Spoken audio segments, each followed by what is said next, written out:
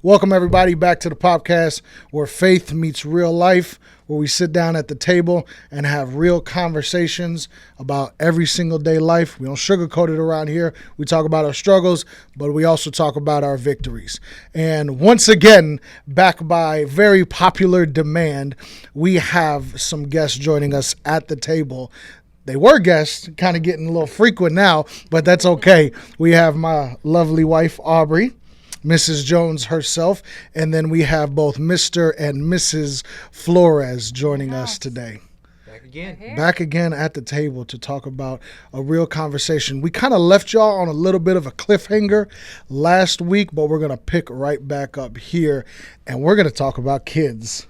We talked about dating, we talked about marriage, and now we're going to talk about kids because the kingdom says be fruitful and multiply. Some of us are more fruitful than others, and that's okay. But the fact of the matter is our kids are on every parent's heart.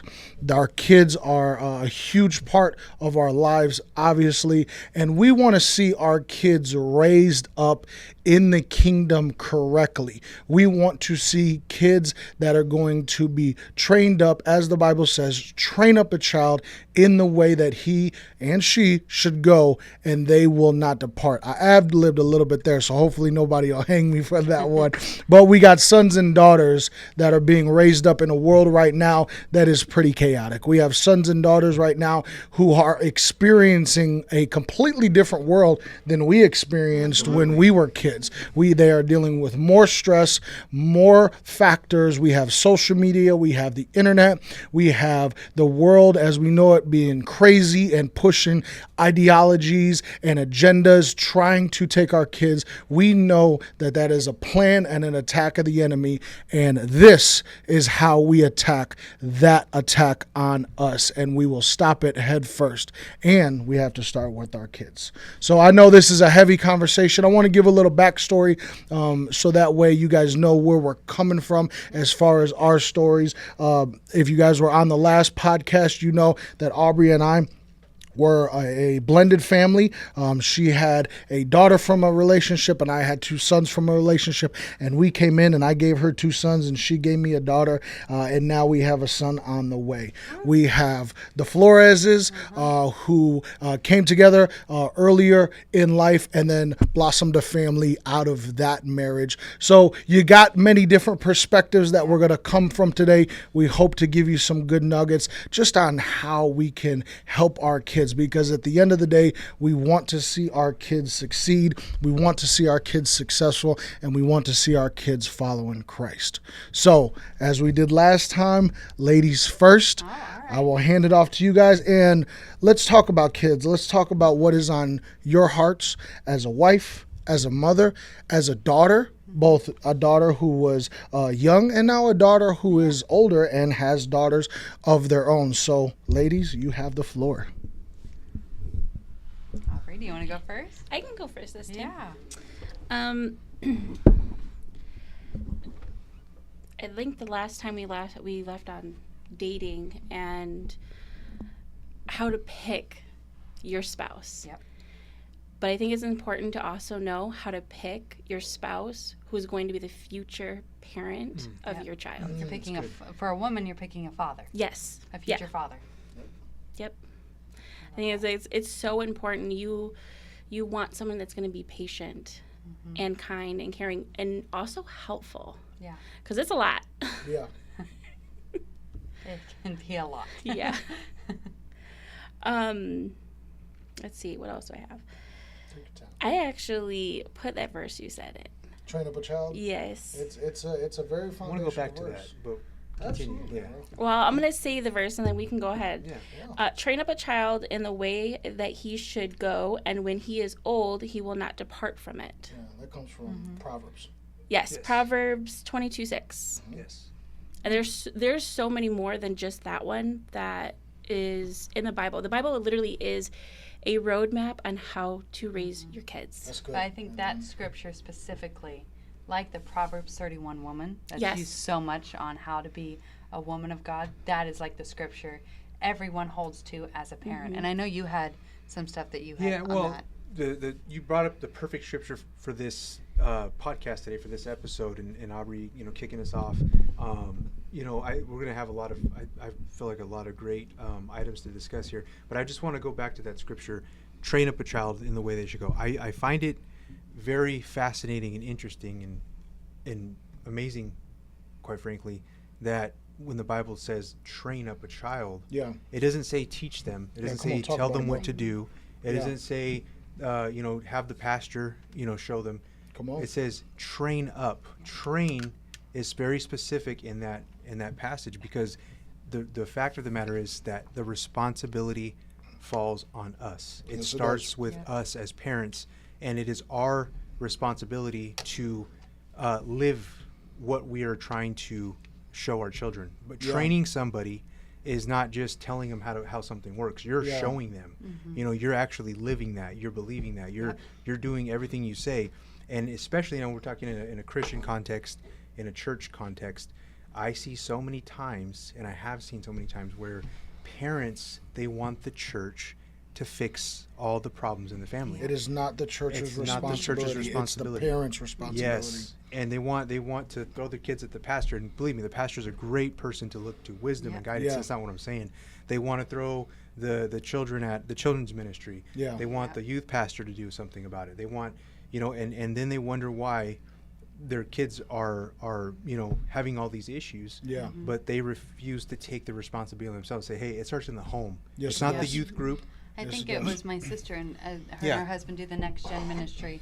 They make the statement, it's your job as the parents to teach, and it's our job as the Sunday school teachers to affirm it. That's absolutely. And not the other way around. They should be affirming what you've taught.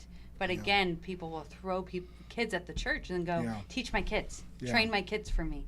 But really, we only have them a couple hours on a week, if that.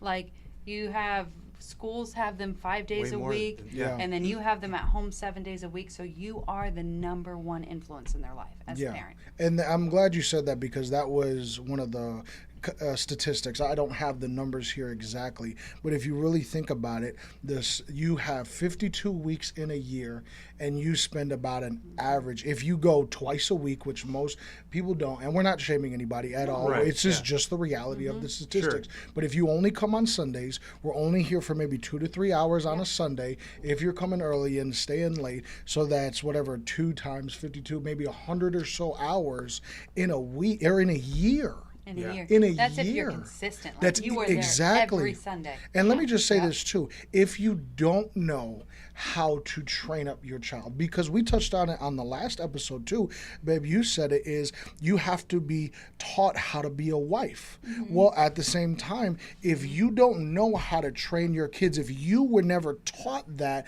by either your parents, your grandparents, or influence in your life, you may not know how to train up your own child, and you may have to lean on the church a little bit. But at the end of the day, I love what you said, Nick. It's not about giving the responsibility and shifting it to the church. It is not the church's responsibility to raise our children. It is our responsibility to raise our children. Coral, you're 100% right that kids are at school 5 days a week. They're at church maybe 1 day a week, and they're with us 7 days a week. It's a couple hours on a Sunday. Exactly. And let's be real. Let's talk about, because before we got together, I was a single parent. I know you were a single parent. We were both working. So when you add work into it, you have the dynamic of, okay, maybe grandma or auntie or uncle have to pick them up, and then that's another hour or two out the day. And then exactly what influences that? The best thing that we can do as parents is to train, setting the foundation as early as possible. And I say that very specifically because we may have a blended family like Aubrey and I did, where Aubrey wanted to impart some foundation, which she's done a great job of it, into my sons, but she wasn't able to do that until they were 8 and 10 years old, and then vice versa with Anna. She wasn't.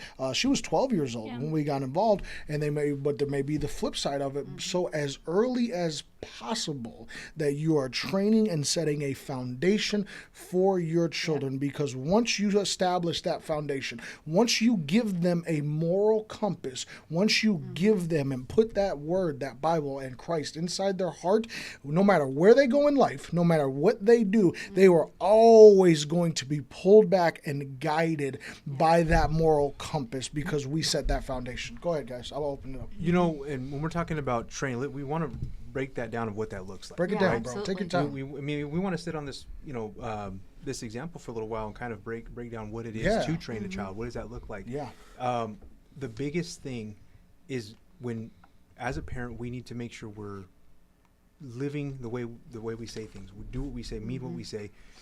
Children pick up on that. Yeah. And it's easy to quote scriptures and be one way in church, but then your kids hear destructive things that you say to them at home. Yeah. You're not encouraging to them. Yeah. You never show up for anything that they do. You're more interested in your friends or things, self-interest instead of taking the time out to spend that quality time with them, to have the right conversations. Even with our kids, we have this kind of, I guess it would be like a rule or policy where when maybe our kids do something wrong, the first time we explain to them why that's wrong, and why we will not accept that, and what happens when you do that again. Yeah. Because now if they do it again, they've been taught. They Yeah. know. They And know the better. responsibility They know is now on So them. they have this structure in the home where, okay, mom and dad extend a grace when I make a mistake. They want to have that conversation, Yeah. and they don't see that we just lose our temper over a mistake. And we have that talk, but we say, hey, look, if you do that again, these are the consequences you're going to face. Yeah. And and it's a teaching moment to train them and to show them, hey, this is why we don't do these kind of things in this home. Yeah. And so maybe we can kind of go around and talk more about that. Well, and I'd say one big thing that kind of sits for me, and I was very blessed to have the parents that I have that are, I can look back and say, there are so many things I can take away from them that they did right and learn from. Now, there's always things, they're not perfect people. Right. They would never want me to sit here and lie and say they were perfect parents in every single way. But one example my father always put is we had friends growing up in the church, and he grew up as a minister's kid and raising 4 pastors' kids. He saw a lot of pastors' kids walk away from the things of God.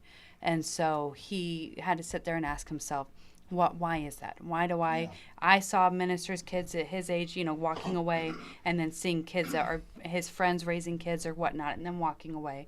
And one thing my dad was very big about is that he said a lot of families in church will make the mistake of always taking things out of the kids' hands and never replacing it with something positive. That's good. So it's like, I'll take something negative out of it, but then you leave them with nothing. Yeah. And what do idle hands are? What are they going to do? We're not talking about something physical. No, I'm not talking about. I'm not talking about your toddler running around with a knife. Like obviously take it out of his you hands. take it out of their hands. Please take it out of their Right, hands. yeah. But always taking things away that we don't do that because we're Christian. We don't do that. And we don't do that. And they all of a sudden start living in this box of, well, I don't really understand why we can't do certain things and whatnot. My dad always said, he's like, I want my kids to have fun. Yeah. He took us out for bowling nights. Yeah. We'd go out and we had a pool table upstairs. We had things that we could enjoy. But the way that he would always explain it is, if I take a cup and I say, either I can put alcohol in the cup or I can put water in the cup, I'm not going to preach against the cup. I'm going to teach my kids how to manage content. Yes. That's good. It's all about really managing content. So when you put things in your kids' hands, are you giving them things that they love, things that they enjoy? Yeah. And it brings me all the way back to, we heard a sermon maybe a year ago, and it was a pastor that preached about, if you want to get your children in the ark, let them help you build it. That's good. And I would say that's one thing my dad was always very positive about and forceful with, is that I want them to be involved in church, but I want them to do things that they're passionate for and they're gifted for. Yeah. It's kind of a given. If you're a pastor's kid, you're going to sing, you're going to play the piano, you're going to do whatever. They just kind of throw you there, even if it's not your gifting. Yeah. But I could say for my dad, he saw that wasn't my desire. That wasn't my passion. Yeah. But videography, marketing, and logos and all that kind of stuff. Yeah. And so it was like, let's dive into something that you're passionate for. Yeah. So I would encourage parents, let them put their hands to something that has purpose and value. Absolutely. They're going to be in the ark if they help you build it. Yeah. And so make sure that you're not always just taking things. We had a friend, and we shared on another podcast, that said, well, I don't want my kids to have fun when they're at church. Why not? Why not? Yeah. Why can't they have a good time? So backwards. There's nothing wrong. A church doesn't have to be this cracking the whip and sit up straight and you got to do this certain eternal thing. damnation every Sunday. Everything fire and brimstone and all that. And there's a time and place for everything. Absolutely. But we also very much know a God that's filled with joy. Yes. And filled with family and friends and connection, and he sees us as people, and he wants us to live in joy and not live in gloom and darkness. And you said something really good. I want to say this, and Babe, want you to dive into what we're talking about too, but you said something that you can't just take something out of their hands without putting it back in. Where my mind went to is emotional, mental, and psychological. If you are beating up your kids and taking more or less kind of that joy out of them, or maybe you may have gotten abusive or gotten a little bit too rough or whatever the case may be, and you are not putting something back into their hands, meaning that you are building them back up, then that's where the imbalance comes from. There is nothing wrong with having time. You guys mentioned it before, where you talking about those selfless those selfish tendencies. A parent, you're only focused on yourself. There is a time for you to have time for yourself. There is a time for you to have time for your kids, but there's a balance that comes into it all. There's a balance between, hey, we're going to go serve the church right now, and we're going to go ahead and sacrifice because we need to be up there early, but then at the end we're going to have pizza, and you're going to be able to go in Sunday school, and you're going to be able to play games with your friends, But that's where my mind went. And then also during the week, are you having family time? Family nights, it's not just just a Sunday thing, but are you having time together, sitting down and play a board game? Are you having family meals together? That's a big one. I think people miss that, so especially in today's world where there's the death scroll on your phone. We're all guilty of that. Everybody's guilty of that. I mean, especially if you're a millennial. I mean, that's just, we grew up on it. That's what we grew up on. And there's TV. There's I mean, that's been around a long time. But I feel like nowadays, I mean, that's such a, I don't know, like you mentioned earlier, I don't know the exact number, but I have seen before where it's a very low amount of families that actually sit and have dinner together. Yes, it is. We no movies turned on, no phones. When we sit down at our table, we turn everything off. Phones, TVs off, everything, and we just talk, and we are amazed at the types of things our kids tell us. They will open up. They're just so comfortable, and we just have discussions. There's we learn. This game that their dad started with them when they were little, and our daughter hates it so much.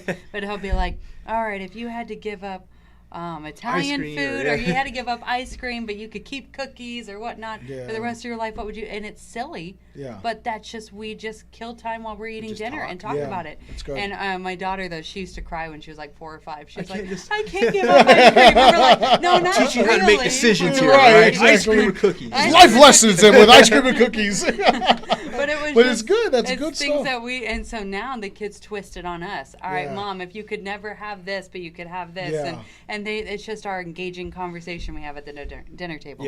When we came together as a blended family, I'm guilty of wanting to watch TV while we're eating. That's just kind of how I grew up. You had to work with that? Oh, yeah. She Absolutely. no, she didn't work with it. She was like, no, I don't want to do this, because it wasn't how she was raised, nor was it how she ran her household. But I will say, I do like the TV off more than I like the TV on, just because it provides that interaction and that family interaction. And the parents are the ones who, in any time of day, are what's setting the tone. You're setting a tone for dinner, and you're consistent with it. Like today, it was when we were kind of getting ready for the day. It was I could have easily sat down and watched TV, but I didn't. I sat down and grabbed a book, ate my breakfast, read a book, and then the whole peace and the mood of the house just settled.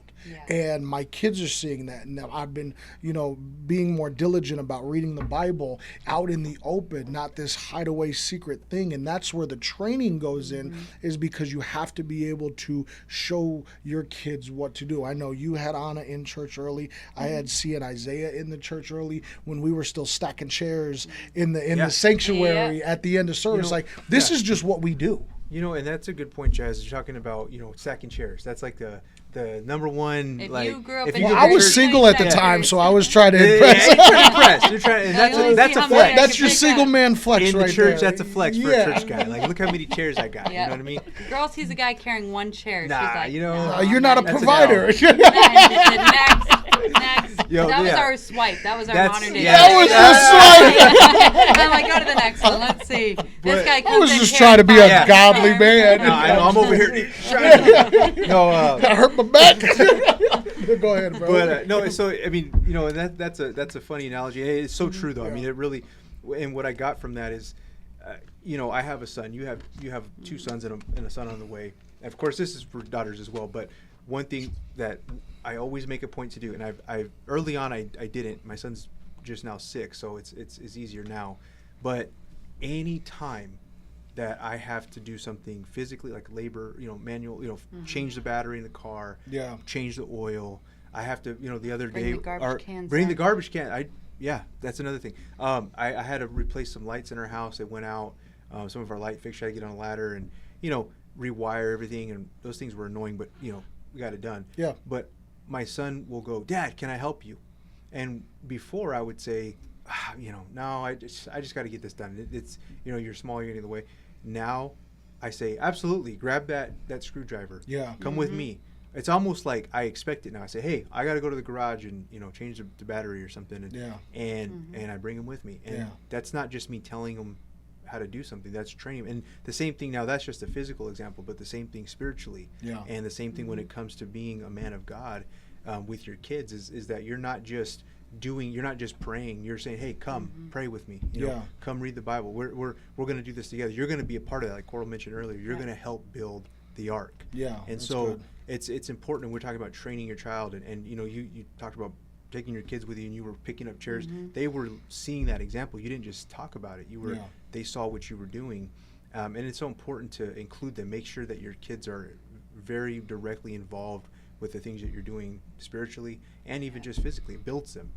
And then now when they bounce out of line, because they're teenagers now, I don't want to do that. Yeah. I tell them, you know what this is. This is what we do. You've been doing this since day one. This is not anything new to you, And now to that point about working, we talked about on the last podcast. If a man isn't working, what good is he? Right. Like real talk, what good is he? But you're teaching them how to establish those habits early on.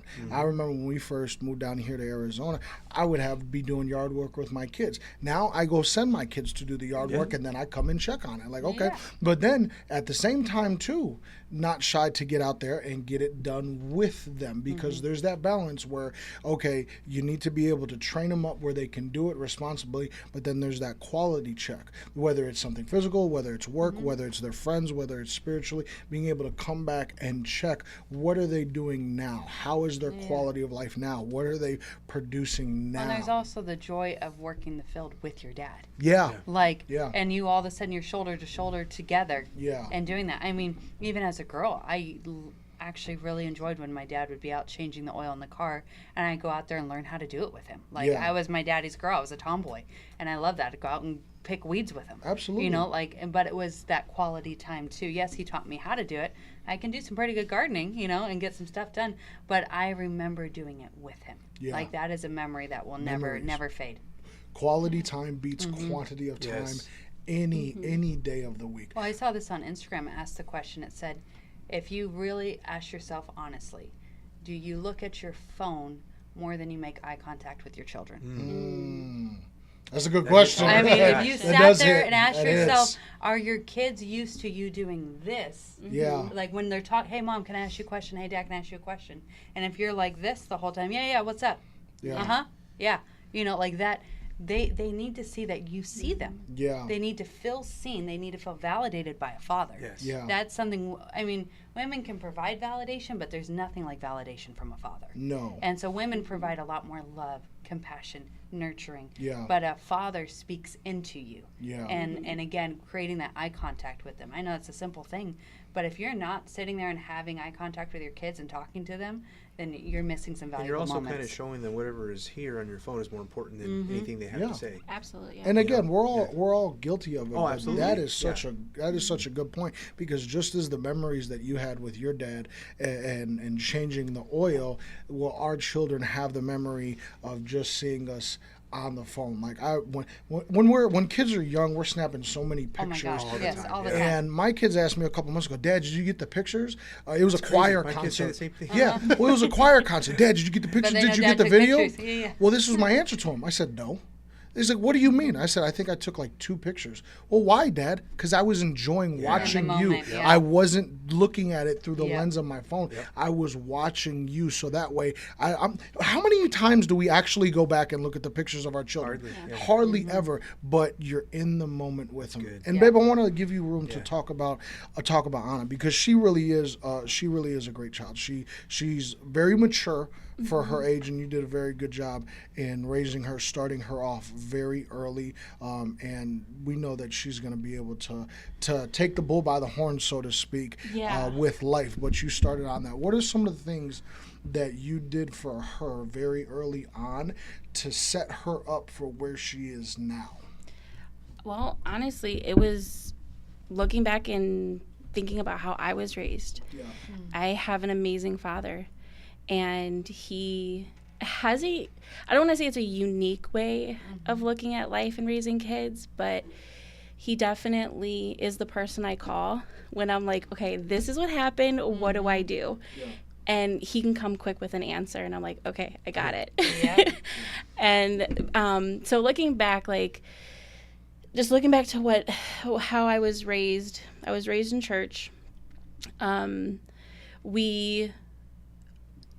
Church was not an option. Yeah. It was always consistent. Every Thursday for us and every Sunday. There was no excuses. We always went.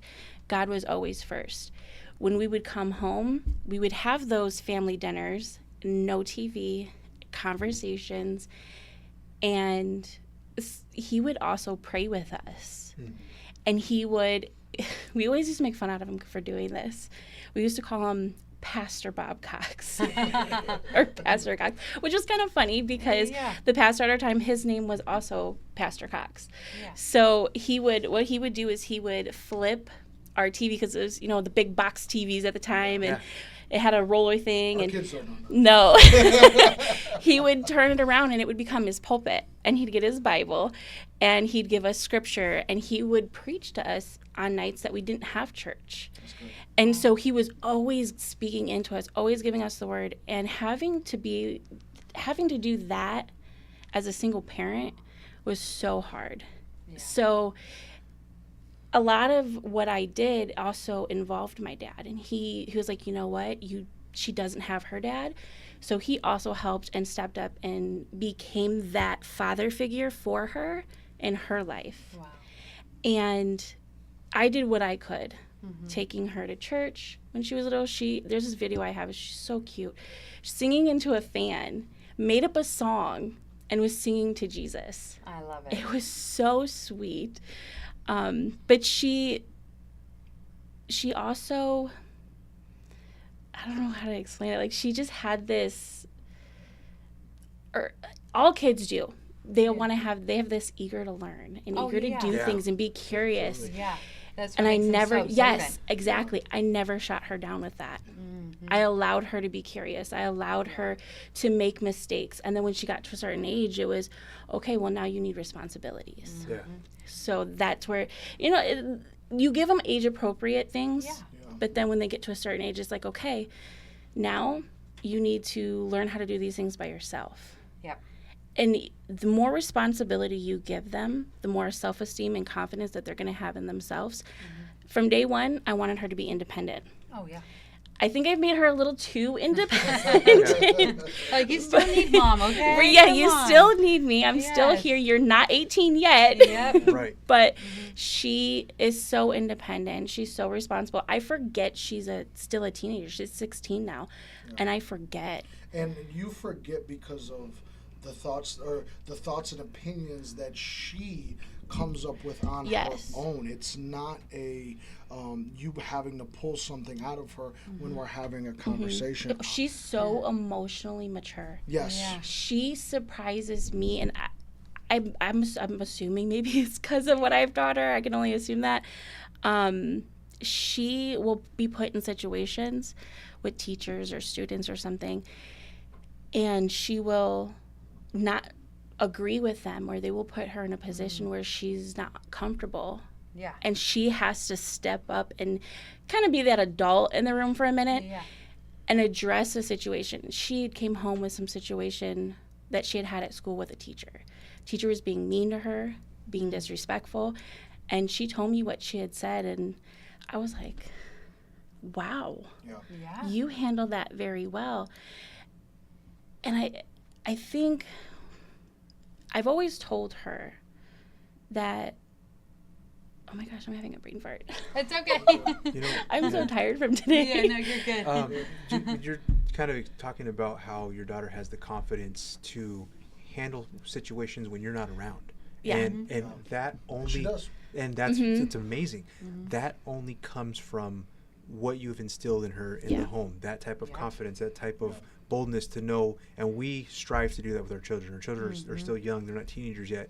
But when Thank goodness. yes, No when teenagers they yet. kind of think they are. Well, our daughter does. She acts But- like They she's always 13. do yeah, at that exactly. time. Yeah, but it's so important, especially for young ladies, Yeah. to know. My wife always tells my daughter that it's not your job to make everybody happy and comfortable. Absolutely. That- As a young girl, as a that's young so girl. important to know. And if you have daughters, we need to teach that to our daughters. And Go I ahead. told him growing up, I would have, especially as a pastor's daughter, I would have men in the church that want to hug me as a teenage girl. Yep.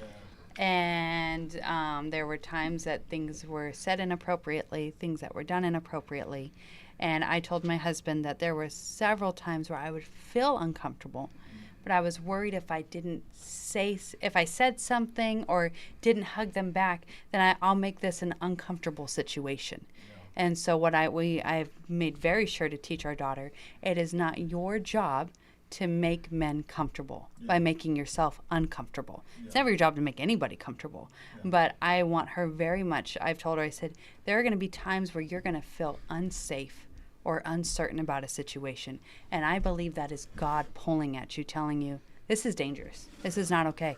And so, and it's okay to pull yourself away. So I've had men come up to me, and after we got married and all that, and he definitely helped me with a lot of that of, hey, like, because if he would tell me that guy gives me the wrong vibe, I don't like that. Yes. And so it kind of, and growing up and becoming then a mother and, you know, and a wife, all of that kind of helped me develop and mature, where I'll have a guy ask me for a hug and I'll go, nope, but you can have a handshake. And that's what I turn to. And I very much teach her that. I'm like, you never have to hug anybody you don't want to hug. Absolutely. I'm never going to force that. And I want her to have confidence in herself and to know, okay, if this situation doesn't feel right to me, I'm confident enough where I don't have to worry about how I'm going to make them feel. I don't want to, you know, hurt any feelings or whatnot.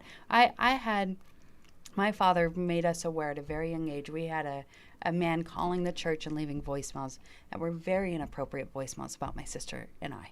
And they were things I wouldn't even say over a microphone, that's for sure. And he told me, he goes, hey, I am showing you this. And I was probably 14, 15. And he didn't let me listen to the whole thing, just a bits and pieces, because he was being cautious. As I got older, I could ask more questions. But he said, I am showing you this because not everyone that walks through our church door is safe. Yeah, that's good. We want the church to be a loving community, but he wanted to make sure I understood that doesn't mean we trust every single person that walks in this door. Yeah. We want to give them a place of grace and mercy where they can grow in a relationship with Christ. Yeah. But there are wolves that come in sheep clothing. Absolutely. And they're going to look for the young little girls that are off in the corners by themselves and whatnot, or girls that are very insecure or don't have validation at home and whatnot. So he made it very clear, I need you to have your eyes open. I need you to be aware. I think it's also important to say that it's not always strangers. No. Oh, yeah. It is True. going to be the most closest people to you that can look true. like a family member. It can look like a family friend. It can look like anybody that is close to you. And it doesn't always have to be a guy. It could be a girl too. Yeah. Well, it could be anybody. And I think a huge thing on that, if mothers realize, specifically for their daughters, the example that you play for your daughter Absolutely. and how you interact with men Mm-hmm. is huge. That is Are you humongous. overly flirty with men? Are you overly touchy Well, we're the with examples. men? Yeah. And then you're opening up doors that you shouldn't. And what are your Mm-hmm. daughters seeing exactly. that you're doing, because that's how they're going to start acting with little boys and then teenagers and whatnot. So it's very important as a mother to know this is how, again, a man that finds a wife. Yeah. She was a wife That's before it. you found her, right? She should carry herself as a woman of God no matter what. And so when you're around unmarried men or any men at all, are you setting up certain boundaries and protecting yourself? Yeah. Even as a single mom. I'm sure that was huge for you. Oh, it that, was, like, yeah. Anna was watching you Yes. and seeing, is mom flirting with every single guy that comes around her? Because if you were, and I know you weren't, that's what she would have learned from you. Absolutely, yeah. Of, I need a man that's going to flirt with me to make me feel comfortable or confident in myself. And so then she'd start seeking for that same kind of attention.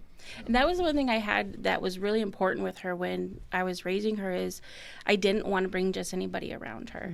And I was grateful that I did have somebody that came into my life that was consistent with her for a very long time.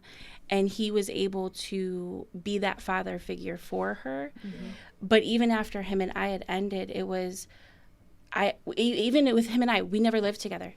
I did not want to give her the wrong example that, oh, you could just live with anybody, you could just do this, you could do that, go out, whatever it was. It had to be the way it should be. Even though I started out wrong, I had to continue out a better way. Yeah, because you can get back on the right path. Absolutely. By making the right decisions to get on Yeah. that path. And that's where I wish a lot of parents realize that even when they make a mistake, It's that you okay. can still point them back the right way by, again, stopping the generational curses like we talked about last time, and now sowing generational blessings. Yes. And don't live through, what do they say, vicariously? Is that Yes, how you say it? vicariously. Vicariously through your kids. So all of a sudden, Yes. like, you'll see these single moms or single fathers, but more single moms, that are living vicariously through their daughters and encouraging bad behavior. And you're like, that is not healthy. Make sure you're setting a good standard for your kids. I seen a reel recently where it was a group of little girls who couldn't have been no more than 5 or 6. And one little girl, I think I sent it to you, one little girl had a microphone, the karaoke microphone, and they were singing that song, Hands on Your Knees, Hands on Your Knees. And these little 5 and 6-year-old girls were standing around in a circle singing the song along with them and all twerking. You're 5 and 6 years old. Why? Where is the parent? I don't care if it's the mom, the father, the grandma. Where's the adult to come in and train that child that is not supposed to be? They're recording. Yes. That example. Yes. Like, come on. What are we doing with our kids? I'm gonna say something. This might ruffle some feathers. It'll be all right. You know, people can get mad at me. Sugarcoat, right? We don't sugarcoat it. We're gonna love on you, but sometimes it's tough. Parents, why are your children on social media? Absolutely. That's a huge one. I have friends, I have people that I know that they allow their children to be on social media. Yeah. And that's their call. But to your point, what is going on? You're 5 years old, you're 6 years old. Social media is bad for us many times as adults. There's so much garbage on there. There's a lot of great things there too, and it's a great tool, and but that's such that in this generation now, we didn't necessarily have the way it is now. We didn't have social media back then growing up. It's magnified so much now. Yeah. It's so bad. People are like addicted to it, and it's causing psychological issues in teens. And there's all these studies that have come out. False identities. Realities. People, it's creating this uncertainty inside of people. They're really it's a very impactful thing on a young person's psyche. So we had what we've called the Esther Conference, and it was for moms and daughters, and it was daughters between the ages of 8 to 18, I think it was. And one of those questions came up in our Q&A time: should my kid have social media? And when I was talking it out with them, I said, think of it as you as a mom. The moment your baby's born, you're now balancing, okay, how many bottles they're eating a day, how many diapers they're having, when they get sick, their fevers, and then as they get older, you take on all this responsibility. You are keeping a human being alive. Responsibility of now when they go to school, are they getting homework done, and all this kind of stuff. There's when they walk across the street, am I holding their hand, are they safe? when you have them get on social media, you have added another level of responsibility as a parent, an extra danger. It's like sending them across the freeway, and you have to make sure they get across safely from a distance. Like from a distance, and you're like, oh, stop, go, and you can't control it. No, you can't. So unless you are literally going to be side by side with them as they scroll every single reel, side by side, every single message that they send, I don't want to take that responsibility. No. I know I can't. It's impossible. And that's one thing. Our daughter has a tablet for school, for some of her schoolwork that she does. She knows it stays at the dining room table. Yeah. It can never go in a bedroom. Yeah. It can never go upstairs. I don't mean to cut you off. Go ahead. Finish. No. I was just saying that knowing that danger, I'm not going to send the internet in their room with them. Yeah. I don't trust the internet. I love that you said that, because that's exactly what I was about to say. It's not that you're afraid of the world, meaning that you have to live and make your kids live in a box and a bubble, but you're not giving your kids access to the world at a super young age, at an inappropriate young age, but more importantly, you're not giving the world access to your children. Yep. That is a danger. That's the key. Yep. That's the danger and the X factor that we didn't necessarily have to deal with. And like you said, there are so many things on social media. There is borderline nudity on social media. There are drugs on social media. No, real talk. Real talk. Yeah. Real talk. Absolutely. But there are so many things on social media. Drugs, violence, everything on social media. The identity issue. What to press on kids. I mean, they I don't know so how far we want to go in the weeds in that, but again, the family dynamic is under attack. Yes, it is, 100%. Let's break it down. The father, from being a strong protector in the family that, speaks life into their kids. Let's break down the mom so she can't be so loving and compassionate. Let's fill her up with having to work all the time and social media. Yep. And then let's put the kids on phones where they can then get all of their, what am I trying to say? Any of their interactions online. Anything that's not safe. They become, kids on social media, or just even in a tablet, they become less interactive with the world around them. Yes. Oh, yes. And I heard this phrase just a few days ago. It's electronically autistic. And I was like, okay, there's a name for this. That's a real thing. It's something that didn't exist when we were kids. No. But now it does. Now it does. And talk about why it does. Oh, because kids or parents are neglecting their kids. Yep. They don't want to pay attention to their kids, and it's like, oh, I don't want to deal with you. Here, take a phone, take the tablet, Lazy whatever. parenting. Lazy parenting. I pointed out to him years ago when Miss Rachel was really big on YouTube. All the moms our kids were watching it. I told him, I said, you know what's crazy? It's because Miss Rachel is feeding the natural desire of a child. Yeah. The child desires a mom to sit down and go, do you know that you're loved? Do you know that you're this and that? And let's learn the ABCs. It's all of a sudden now we've replaced this person on a YouTube channel with what they should be getting from a mother. Yeah. And so again, moms can just say, here's the phone.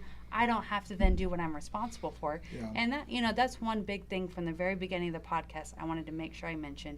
Your children are a blessing. Yes. They are not in the way. No. They are a gift from God. And I am so thankful to be a mother. And I think too many times the world and online media paints kids up as, and it's again why abortion rates and all that, they talk about, well, they're going to interrupt your life, so you should be able to end it or whatnot. They make them a burden. Exactly. They're just a burden. They're just going to get in the way. He graduated with his bachelor's degree, a father of two, working a full-time job and in ministry.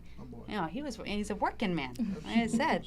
And I'm very proud of him. The kids got to watch him walk. They went to my graduation. They did. They went to his graduation. Yeah. And our daughter's walking there, and she's like, I'm going to go to school here like Dad. So that's an inspiration to your kids. Yeah. My friend, her husband just graduated. His graduation was yesterday. Aviation school in the military. That's awesome. And it took him a long time, and we're 36 years old, and he has 3 girls. Aww. And they went to his graduation they were all too, cheering and on Daddy. Daddy. Were so excited. So excited. And again, they weren't in the way. No. And I guarantee if you asked your friend, hey, would it have been easier to do school without your kids? Okay. Oh, yeah. But life isn't about being easier. And kids bring and she such sacrificed, a great blessing. Yeah, and she sacrificed a lot because a lot of the time she was raising those girls by herself. Yeah. And but to support her husband in doing something that he really wanted to do. Yeah, and now those fruits are coming back Yep. into their home Yep. because there was that sacrifice there. Yep. But it's not that the kids were the burden or the kids got sacrificed. When he walked across that podium and he could hear "Go, Daddy," I'm Yep. sure he's just like, "That's right, those are my girls down there." You Yeah. know, Well, like, your kids too will drive you. Yeah. If you are not looking at your kids as a burden and you are looking at them as that blessing, you are going to strive for more for your kids. You're going to do more for your kids. You are going to be a better person for your kids. And we've spent a little bit of time talking about a lot of these real topics. And I do want to take a second to tell parents that if you have fallen short of anything that we have discussed right now, it is not too late. Like you said, Make Pearl, it, yep. to change and Right. get back on the Yeah. right path. I don't care if the kid is 2, 20, or they have their own kids and you're a grandparent. It is not too late to be able to instill what you can instill into your kid, the good, positive things, because whatever age they are at in life, they will see that shift in their parents, and then they will even look at that as motivation. My daddy, I want to go to school just like my daddy did. Yeah. Well, if there's another situation where, you know what, my dad was able to get off of alcoholism he was an alcoholic for 20 years. I want to be just like my dad. And if you're that alcoholic, or if you're that drug addict, or if you're that absent parent that hasn't been there, like, okay, my dad wasn't in my life for X amount of years, but you know what? He came back and now he is in my life. There's never too late to pivot. I'll Go tell ahead, you Nick. that just as a father, and obviously being around a lot of parents, and kids want to see their parents win so bad. Oh, yeah. And even to this day, I've told friends, I've told my wife, I'm a grown man,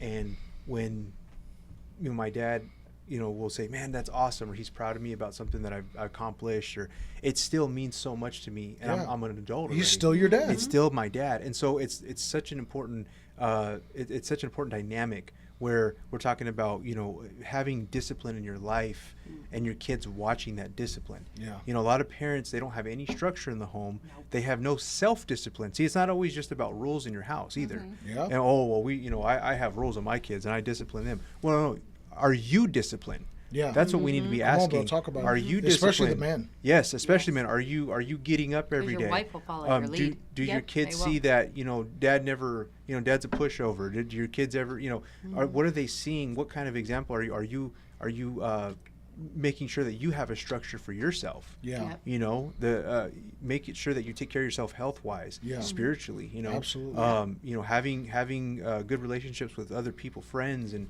I would say a big thing is continuing to grow. yeah. Like Yeah, I it's can say, growth. even I look at my father, who's now in his 60s.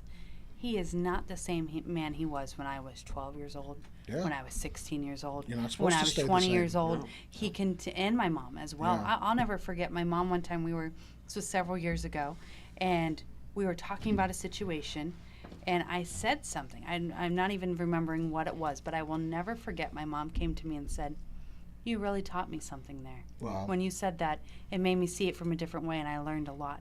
And I was like, what? Like Yeah. my mom, but like how she spoke into me in that moment. And also Yeah. she showed a side that of like, I as a person can be flawed, and I'm not always going to be right in everything. Yeah. And that's one thing I can say about my mom specifically. She is the most adaptable, growing Christian I've ever seen in my life. Yeah. And seeing her going from working a full-time job, 40 to 60 hours a week, traveling for work, being a pastor's wife, raising 4 kids, is she always continued to grow. Yeah. She never got, and that's one thing I would say about some prior generations. You'll hear, "It's just the way that I am." Okay. You just have to get used to it. Well, if you you know, suck, like are you gonna yeah, stay exactly. being a And sucky so, person? and they're not We can adaptable. They edit that out don't later if grow, we and need it's to. like dig their heels in. I'm gonna stick where I am. Yeah. But like I respect so much of my parents to see that they are not the same parents they were 10 years ago, Yeah. 20 years ago. They have continued to grow, and so that's where I want my children to see in me. I sure hope in 10 years I'm not the same mom I am today. Because Yeah. I know I can be a better mom. I Yeah. know I can be a better wife. Yeah. And so, and I want them to go, wow, like mom was still learning how to balance 3 kids, and she continued to grow. and I see her even as a different woman than I, did back then. That's so good, Carl. I wanna go to the other side of that too, because before you're able to grow, the process, especially as a parent, is to be able to recognize that there are things that you can grow in. There are areas that you can improve. There's not a person at this table, nor a person listening to this who is a parent, that has ever been perfect in anything that they have done. And our kids need to see not only our highs, like graduating college, but they also need to see our lows. I remember one of the biggest wins that me and my sons had before Aubrey came in was that I looked at my sons and said, "Do you guys understand that Daddy is not Superman and that I make mistakes too?" And they both looked at me like, "Huh? What are you talking about?" I'm like, "Listen, you got to understand that I'm human too, and I'm going to fall and make mistakes, but you are always going to see me get back up and be able to move forward from that." So I want to open that up to say and ask the question, how can we be transparent with our kids? Our kids don't need to know everything. Let's be real about this. They don't need to know everything. Aubrey But gave they me, a lot of times know more than what you think they know. they absolutely do. They absolutely do. Aubrey gave me a great mindset when she came in and started helping me raise our boys, was that if they're old enough to ask the question, they're old enough to know the answer. And I adopted that, and I gave them something. They asked some real questions. But on the flip side of that is, how can we be transparent with our kids, not giving them everything, but giving them substance, giving them fruit, giving them the puzzle pieces to life that will allow them to grow as well. And we can only speak from our experiences of our downfalls where we fell short at. How do you guys think that we can do that? Well, talk to your kids. Yeah. That's the biggest thing. Talk to your kids. That's one of the things I always did, was conversate with Anna consistently. I had grown conversations with her even in kindergarten.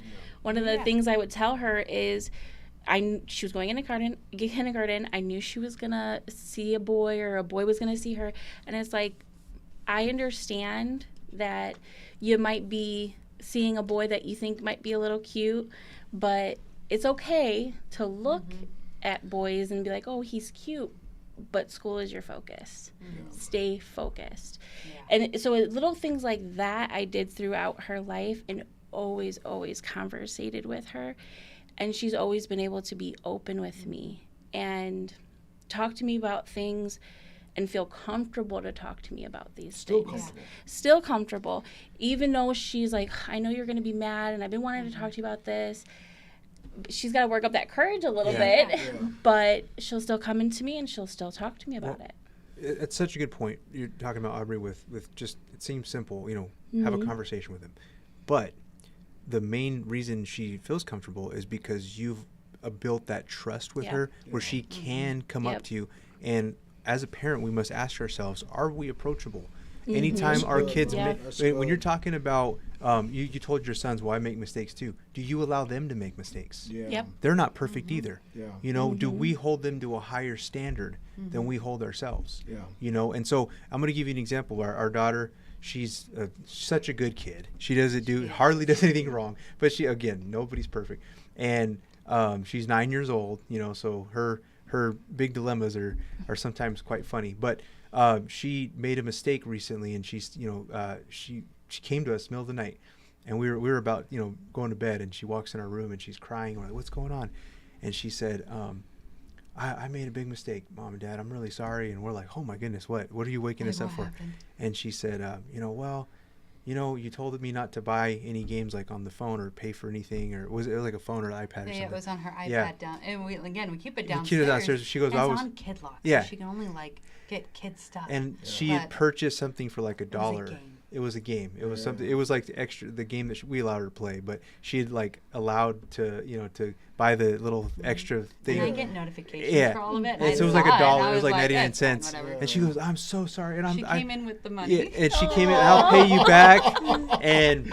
And she was like, and she was wrong. That's against the rules, right? We're supposed to ask permission. And we were very mindful of the tablet use and things like that. But of course, she made a mistake and she wanted to come clean and everything. And my wife and I just said, hey, first and foremost, we are so proud of you for telling the truth and not hiding that from us. We would have found it anyway. I think we already knew. But I said, and so we said, you're obviously, you were wrong. You shouldn't have done that. That is wrong. And this is why. And so we had the conversation, but we said, but we want you to know that anytime you make a mistake and you feel wrong about something, mom and dad are here. You know, we're here to help you grow. We're not here to throw you away or anything like that. And so why I'm bringing this small little example up is it starts young, like you mentioned earlier. It starts from the very beginning, where right now it's nothing serious. But what happens when she's 16? What happens when she, when there's bigger, more riskier things that are going to be at stake, more sinister, things going on. I've heard the example, and this is actually something him and I talked about a couple of years ago. So it kind of geared us towards these conversations where we would mentally be ready. I heard the question asked, imagine your kid is 16 years old and they go over to a friend's house. And all of a sudden the friend's like, hey, all of us, we're all going to this house. And they go to a different house. They probably know, oh, I'm probably not supposed to, but maybe they think the parent's going to be there, whatever it might be. They get there and everybody's drinking. And they have no way to get home. And they know, I could call mom and dad right now and they can come pick me up. But are they so scared of mom and dad's disappointment that they can't call you? And instead will keep themselves in a dangerous situation. That's where you have to ask yourself, okay, yes, I might be disappointed that you ended up there, but I would rather you call me than all of a sudden try to ride home with your friend who's been drinking that night. Or maybe you decide to try to drink yourself. And so that's where when they do make mistakes, is it now an opportunity, yes, hey, you disappointed me. You know the expectation, you know the standard in our home. You knew you shouldn't have gone to that house in the first place. But instead of just chewing you out immensely, I'm also very proud and very thankful that you knew you could call me. And that I was a safe place that you could go to. And it can be both. Oh, it doesn't have to be one or the other. It doesn't have to be, oh my God, you're such a bad child and you know you weren't supposed to be over there. Or you pick them up and I'm so glad you're safe and I get to take you home. There can be both. And it that's be right there in the healthy. balance of like, you didn't meet the expectation. I am disappointed, but I'm so proud of you that you called me. And I'm still cracking your butt when we get home. No, there's still going to be consequences. But kids need to know that there's going to be consequences for their actions, whether they're 2, whether they're 10, whether they're 16. It doesn't matter. You give it to them at their age appropriate, but they need to know. One thing, too, and we're talking now about accountability, and yes, we need to be able to have those conversations and build the trust. But kids also need to understand accountability consequences as well. And anytime, our kids, whether it's they leave a mess or they do something that, causes damage to something in their house or whatever it is, I make sure they make it right. I'll say, okay, you made that mess, you clean it. Or he'll ask them the question, they hate this question. How is that going to cost you? How are you going to pay me? How are we going to resolve this? How are you going to pay me? How are we going to solve this problem? And I'll put it on them now. Okay, you came in here and you broke whatever it is, or you did something. Okay, now how are you going to solve that? And I put the account. I see a lot of times where parents will just do everything for their kids. That's the worst thing. That's the worst thing you could do. You need to show them they can solve a problem. Like Coral was mentioning earlier, when your kid is out in the world. The real world I'm talking about, and they see something that's going on, they need to know they can they have the power to make the decision to do the right thing or to solve a problem, and they understand the consequences can happen if they don't. Well, and that's a big thing that we've talked about too, is that it is and I heard it said online, and that's where we've shared it, is it's your job as the parent to make your kids socially acceptable. And so, not meaning that they have to fit into society, but knowing that when they're on a job site, they can't throw a fit because all of a sudden they got this workload that they didn't want or whatnot, or somebody talked rude to them, or a customer or whatnot. They need to know how to function in society. Absolutely. And you as the parent, if you do not give discipline in the home and expectations in the home, they don't know how to function in society. They're going to think that everything's the way it is at home. I can break things, or I can act any way I want, and I can talk any way I want.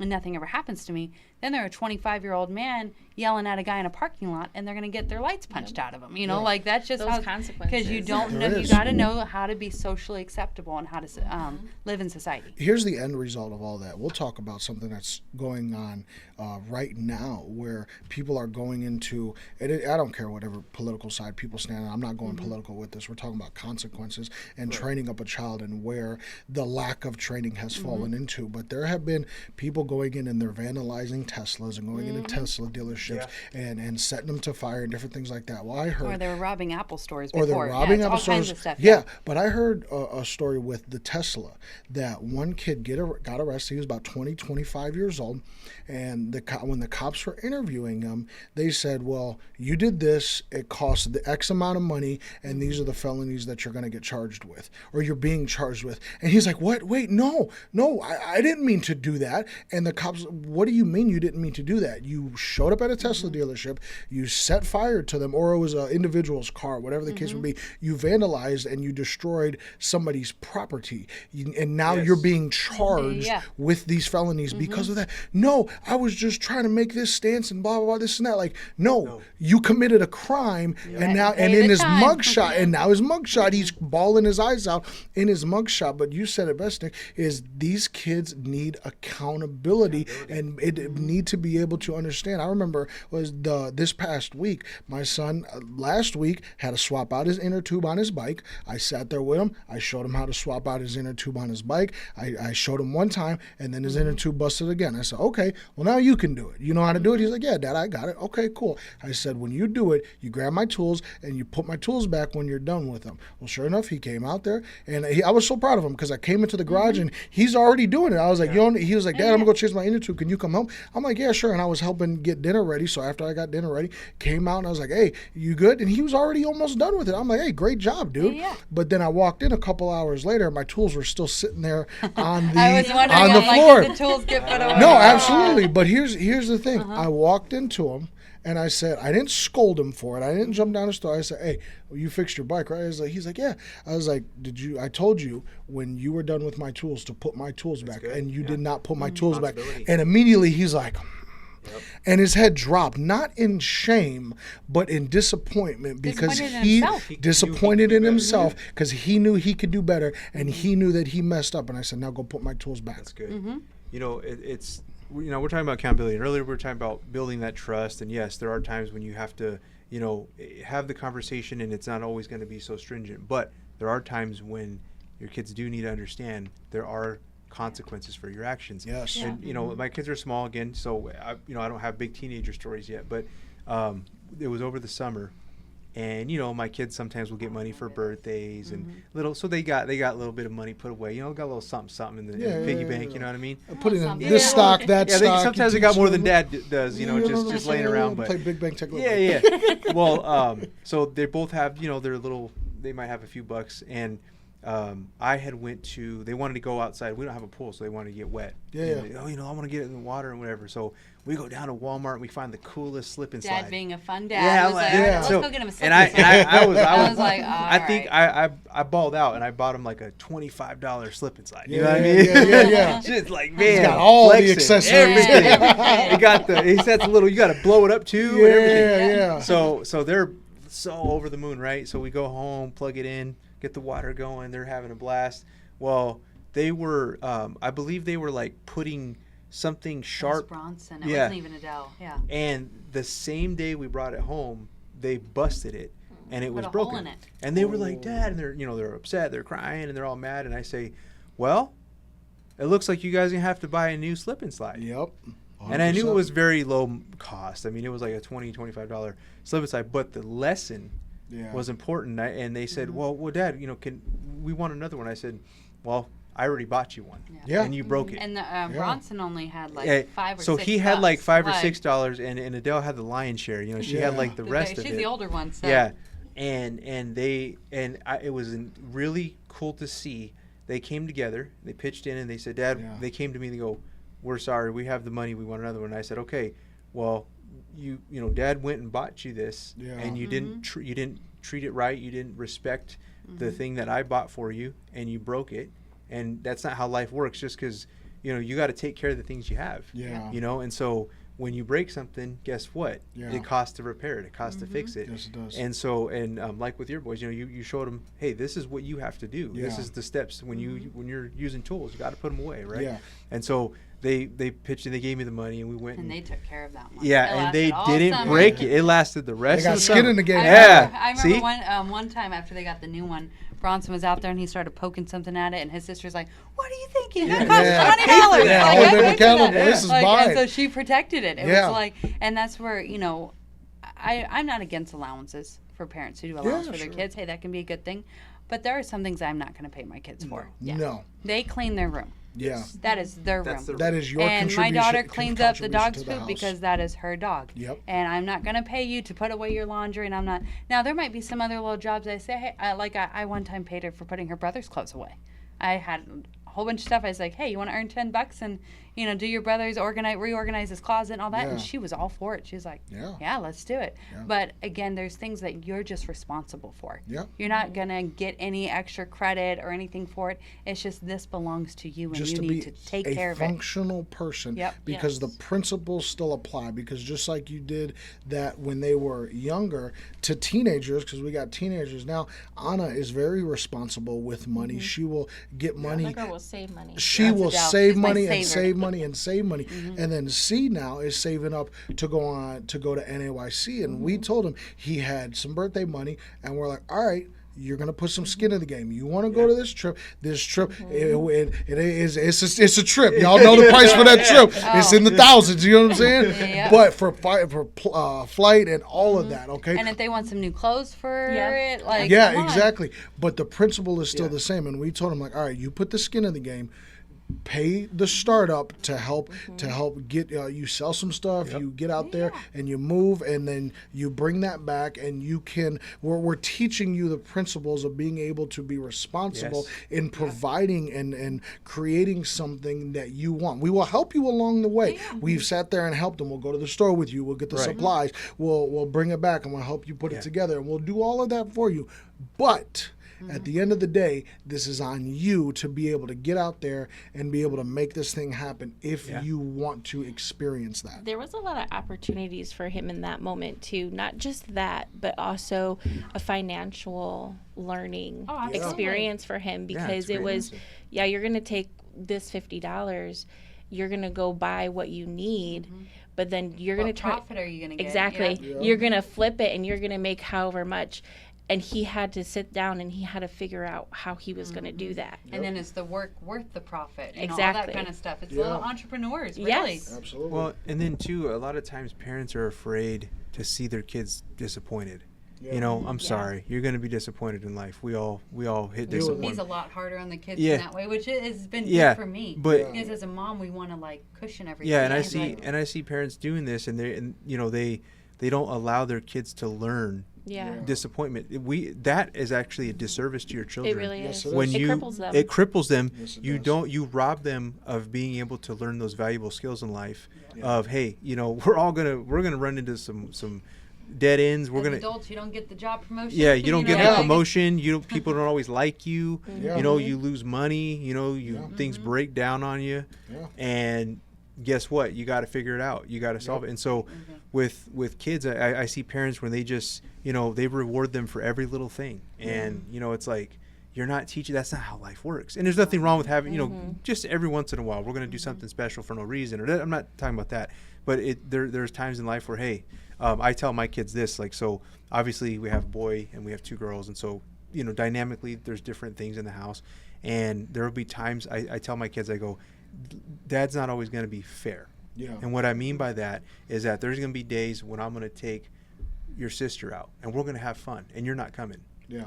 And there's going to be days where you and I are going to go out. Yeah. Like I take my son on an annual camping trip every year, Yeah. and it's a father and son one. And my daughter can do it too, with me, but it's something that we have together. And then my daughter and I, we have plans this summer as well. We're going to do some things, and so I make sure my kids know that hey, life doesn't always, not everything's going to be perfectly fair and balanced all the time. There's time for everything really. Yeah. And it's important that we teach our kids to learn to navigate through when things are not always fair, or you may be a little disappointed. Yeah. You got to teach them that. Put in the work. Yeah, we actually kind of just had a similar conversation with the boys.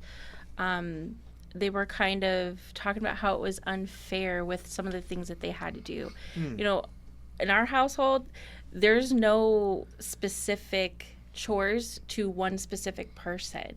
Right. Everybody gets to help. Yeah. Everybody gets to do it. And we're not a pay you for your chores. No. This is That's either. we all Yeah, live in that's this either. house. We're That's all your garbage. contributing. Yeah. You're right. So I'm there with you. yeah. I'm not going to pay you to do that. No. But the conversation that we were having was that, the boys have to be raised up, trained up to be providers. Yes. They have to learn how to provide and go out and do all of these things. Whereas, and it's going to be unfair. The girls are going to be different. We're going to be, they're going to be raised as homemakers. And everybody's independent, but everybody has their own roles that we stay in. Yeah. And one of them was not very happy about that. And he was like, well, a little upset, but it's like, well, no, this is what is expected of you. Yeah. And I think that kind of goes into what the world is trying to push out of men right now. And that's our battle as parents, is trying to push that back into them. And they're also trying to push women into that. Exactly. Like, it's like, oh, we all do the same. And it's like, no. The other part to that conversation was that it was our son who was upset. He goes, so men have it harder than women? And I looked at him with a straight face. I said, in a lot of ways, yes. So suck it up, because you're going to be a man one day. Yeah. But in the same respects, you'll never have to create a life and carry a human child for 9 years. And I looked at him, I said, you will never have to birth that child. You will never have to take a house and make it into a home. You will never have to experience the things that a woman has to experience. But on the flip side, I said, Aubrey doesn't have to go out and deal with the things that I have to at work and face the world through the lens of a man, because she's not a man. We talked about it on the last podcast. There's nothing wrong with roles. There's nothing wrong with knowing your roles. And I told him, I said, the best thing that you can do is find your purpose, fit into your role, and go, because that is what is going to bring the most fulfillment for you. Well, one thing I laughed at with Nick is, I remember we were talking about, I think it was after we had our third baby, Jaira, and we were talking about taking care of a newborn and how that is just not for men to do. And he was like, I would rather a friend call me stuck on the middle of the I-10 at 3 o'clock when it's 110 degrees outside. I got to drive down there. I got to change their tire, whatever, than stay at home with the newborn baby by myself. I was terrified. he's like going, and to me, I'm like, I do not want to drive down to the I-10 and change someone's tire. Like, there are No, I just think you're different saying roles, and how, that's okay. You're saying that when you're like, you would be more scared to like be at home with the newborn baby by yourself than me breaking down on the. Yeah, exactly. So I was Well, that like, way. I would rather stay home with the baby. Yeah. And you go change the tire, than vice versa. Like, that is just, And that's there's our nothing- role. That's And your role. There's nothing Yeah. wrong with fitting into your role. That is how God designed us. Yeah. Like you said, babe, the world is trying to come in and take the masculine out of the men, and is trying to take the feminine out of the women, and then flip that way chaos and division can happen. At the home, how many kids are coming home and saying, well, I'm bisexual and I'm trans and I hate being a Everything. boy and I hate being a girl. I feel like I'm just a girl inside of a boy's body. That is a lie from the pits of hell, and we have to confront it and fight it at home. We know that we will have the victory, but let's go back to the verse that we started with, where it says, train up a child in the way that they should go. When they are old, they will not depart. The finishing of that verse is, you don't know when old is going to come. You don't know if old is going to come when they're 15, 25, or 50. That's not your job. So at some point, you have to train up your child, give them the best things and the best training that you can give them, and then let them free. Let them go and trust God with their future, that when they are old, they will not depart. When we were talking a couple minutes ago, and Nick, you said it, and you said figure it out. And I think the worst thing that a parent can do is is tell a child to figure it out and not show them how to do it at first. No.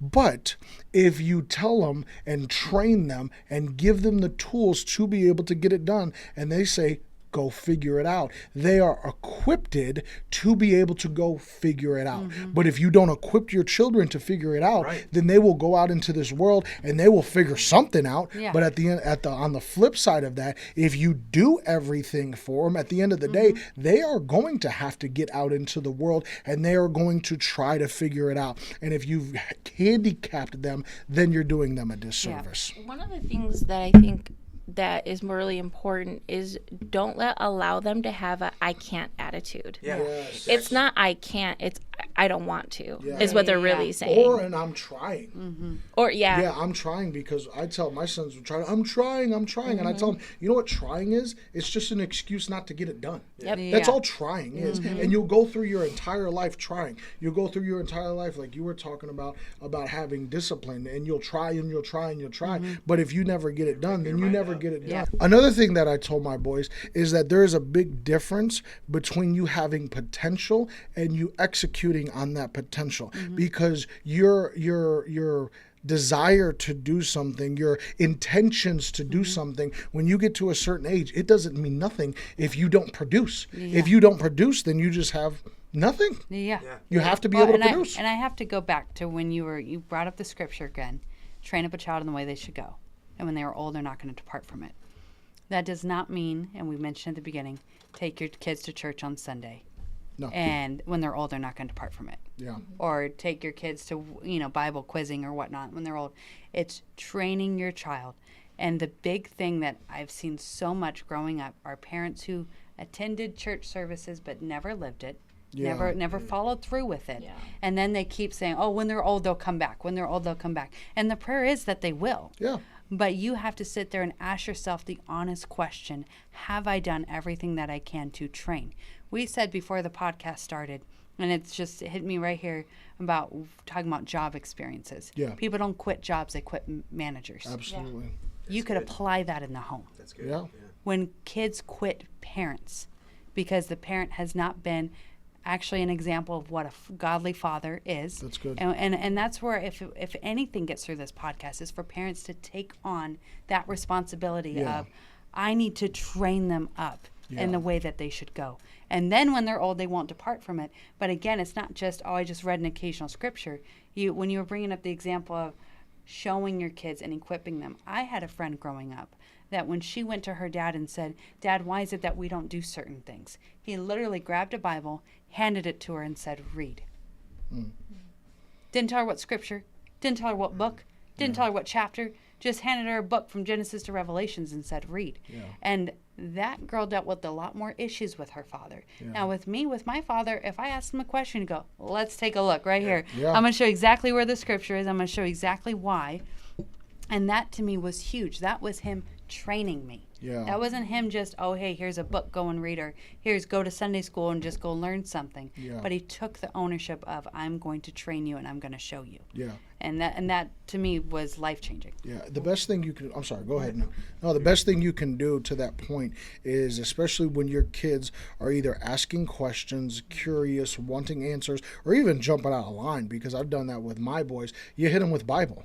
And you don't got to sit there and beat them up over the head with the Bible, but you say you're not behaving right now. Did you know that was against the Bible? Because the Bible tells you to honor your father and your mother. The Bible says that a child is an obedient child. I'm kind of butchering it right now, but an obedient child is a joy to the parents. Like, that's Bible right there. So when they jump out of line, you can hit them with both. Hey, this is where you should be, because this is where I require you to be. You're over here and out of lines, and not just because I said so, or I'm not just tossing the Bible at you, but this right here, specific reason, is the reason why you're out of bounds right now. You can do that if you're being the man of God. That's exactly. Absolutely. Because we've had people known our whole life.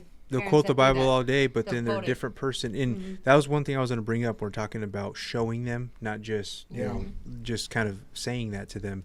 It's important that your kids, you're the same person you are at church, at work, and at home. You can't be holier than thou at church, and then in reality, you're a bad witness to the gospel to your children. When you are not living out what God has called you to be. You say all this stuff at church, you quote scriptures, and you act like you're holier than thou, but then at home you're emotionally abusive, and you're not encouraging, you're never spend any time with your children, you never build any relationship with them, you're never involved. I mean, I've seen this so many times in the church where parents are just, I'm going to bring him to church, everything's church.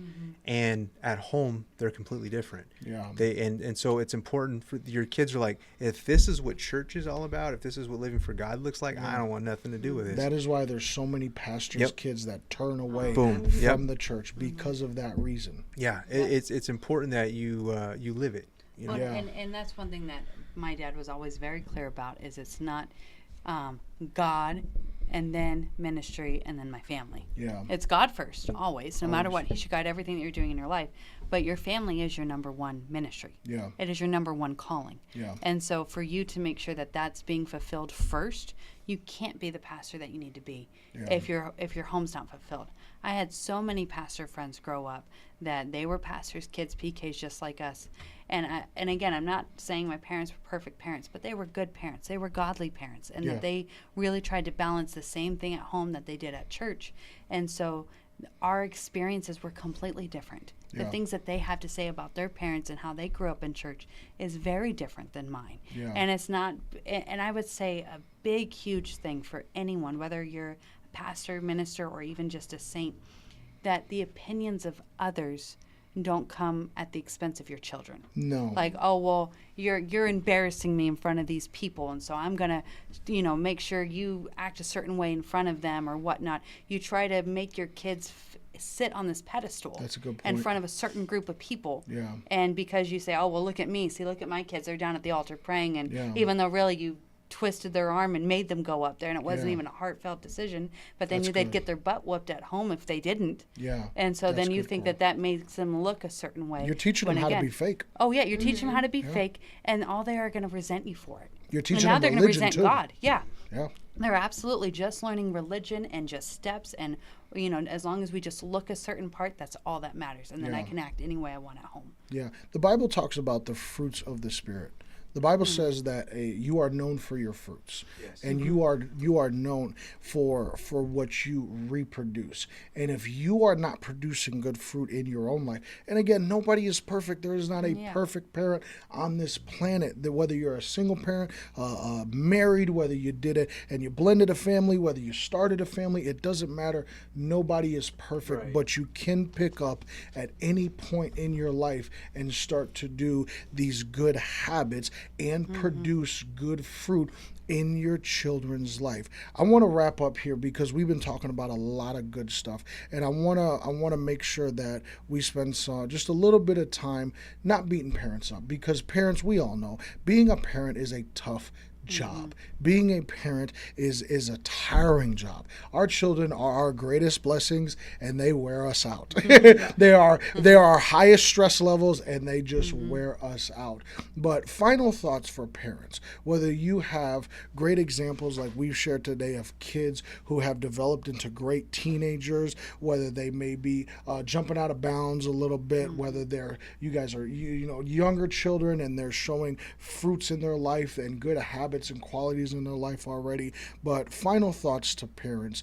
What are the biggest things that parents can do for their kids so that they can produce those good fruits in their life, so that they can become successful, godly men of women that will be functional in society, that will be contributors to society, that boys that will grow up and be great godly men, that women who will grow up to be great godly wives. And then that way this attack that has come in like a floodgates on the family, on the men, on the women, on the nuclear family in America, that then begins to turn and we get back to godly foundations. Ladies first, what can parents do? Speaking from my experience, I can only say take what you have learned from your own parents, both good and bad. More specifically, the bad things that you know you don't want for your children. One of the things that I did was, I even told this to my mother, was first I said, thank you for teaching me how not to be a mother to my own daughter.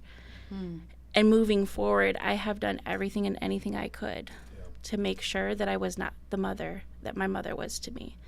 And I tried to be better. So my thing would be better than what you had. Yeah. And do so much for your kids, but don't do too much that you cripple them. Yeah. And one of the other things is, I think that people fail at is respecting their kids. Your kids needs respect too. They have boundaries. Otherwise, if you don't do that, you're not giving them boundaries. You're not teaching them how to set them, and you're not teaching them how to be respectful in return. Yeah. So That's good. No, that's final huge. thoughts. Well, and just to keep going with that, I would say I agree with you 100% that we should always, whatever we were given, we should try to take that and go another step. So even though, again, I thank both my parents for the kind of parents that they were, there's still things that I see that I could be like, oh, I'm going to do this differently in my home. And there's nothing wrong with that. That's what I would hope. I'm sure that's what my parents want me to do. And I hope our 3 kids will do the same. Like, wow, mom and dad really gave us a lot, and I learned from them, and I got a healthy start. But there are still some things that I could learn from and do better. And the only thing that I would add as far as a wrap up for parents is realize that your sons and your daughters need different things. yeah. Your sons need different from you, and your daughters need different from you. And girls need to know their worth, know their value, to feel secure.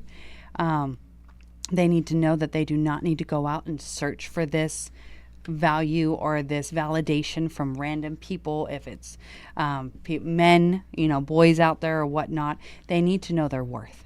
And so if you're a single mom, single dad, or both married, you need to make sure you are speaking life into your daughters. That's what they need more than anything. Because if not, they're going to go look for somebody. All of a sudden, this little boy's talking sweet to them. They're going to be like, oh, okay, this boy, loves me or whatnot. And then for your sons, I'm sure you guys could speak more to the sons, but they need to also be spoken life, but into being strong men. I look at my little boy, and he's 6 years old, and I tell him he can take on the world. I'm like, you protect mommy. And when we're holding hands across the street, I'm not protecting him. He's protecting me. In his mind. He's 6 years old, but no one's getting through him to get to mom. And I love that. I love to see the pride in the godly pride, not a negative pride, but one where he's like, I'm going to pick up this heavy thing for you, Mom. When I picked up something the other day, he was like, Mom, you're strong. Because he knew how heavy it was for him. I'm like, baby, Mommy's 33 years old. You're 6. Just wait. He walks with his head high. He does. And as in a great way. And as a mother, I can only speak from a mother's point of view. Your words matter so much to your sons. Yes. And if you talk negatively to your sons and you don't believe in them, and that's going to be a weight that they're going to carry as they go out and they Kills look their for a confidence. wife. Oh, absolutely. And then guess what? They now lower their standard to when they look for a wife. They don't have a higher standard for a wife. They don't even think they're at that level. I could never get a godly woman like that. I'm nothing. No one ever believed in me. And so again, knowing both of their values and their worth and speaking into that. That's good. What you got, baby? Oh, well, I mean, like Chad said, we don't want to be on here beating parents up, because parenting is a journey. It's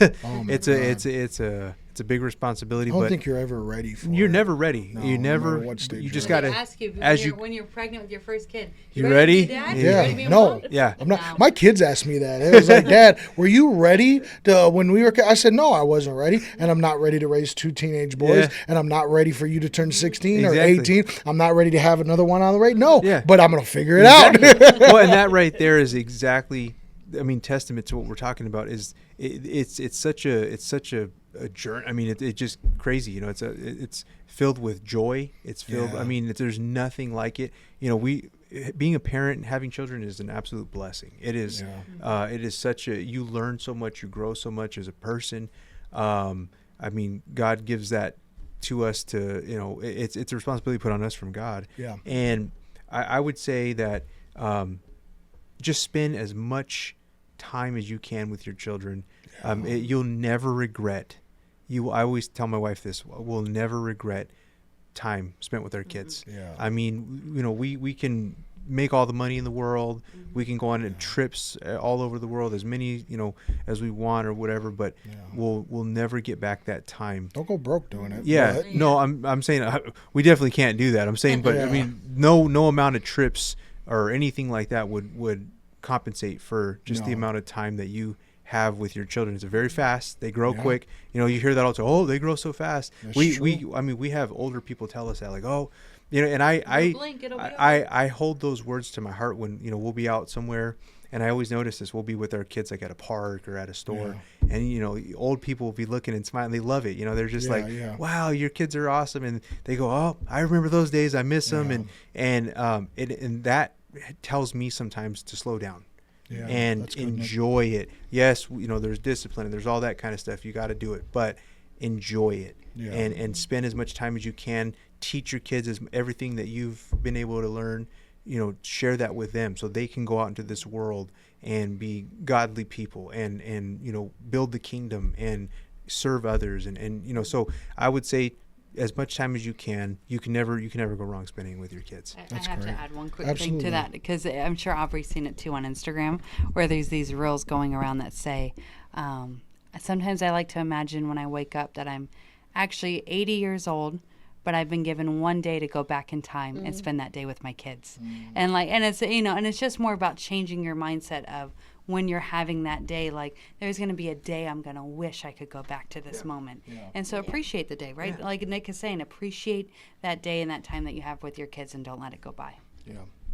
I remember I'm a big The Office fan, big Office fan. And when they were wrapping up their season 9, at the last episode, they all were looking at each other, if you remember, and they said, man, I wish I would have remembered, or I wish I would have realized we were in the good old days when we were in the good old days. But and it doesn't matter whether your kid is 2, whether your kid is 10, whether they're a teenager, whether an adult.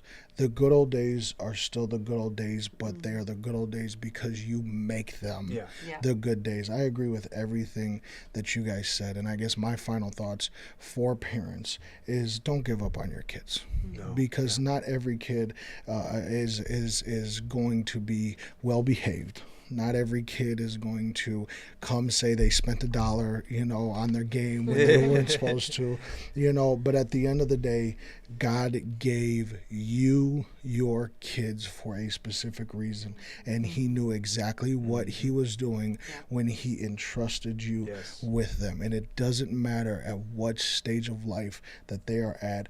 Don't give up on your kids, because your kids need you. I told my boys a couple of years ago that I was going to have my arms wrapped so tight around them in their teenage years, because I want them to be good, godly men. The end result is for them to be godly men, and they're teenagers, and it is a fight sometimes between them, but at the end of the day, they need it now. And I told them flat out, you probably ain't gonna like me for a couple of years, but I'm okay with that, because the end goal is to get you to be a better man than I ever was. And you're gonna know that I loved you, because I'm not giving up on you, no matter what happens. So spend your quality time with your kids.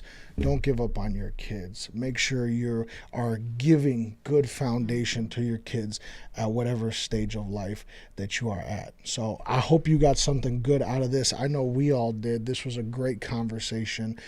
Thank you, Flores, for being here. Thank you, baby, for being here at the table as well. And as I always say, if you do not have a good church home and you are in the Phoenix area, the Pentecostals of Phoenix is where you belong. And if you are not in the Phoenix area and you are somewhere other than Phoenix, there are good churches out there that you can get plugged into. But the reality is, we are the church. So we can start it at home, and we can start it with our kids. Be charged, be diligent, and be mindful and aggressive with how you are training your children, because there is an attack that the enemy wants, and he does want our kids, but we ain't gonna let it happen. Amen? Amen. Amen. We'll see y'all next time.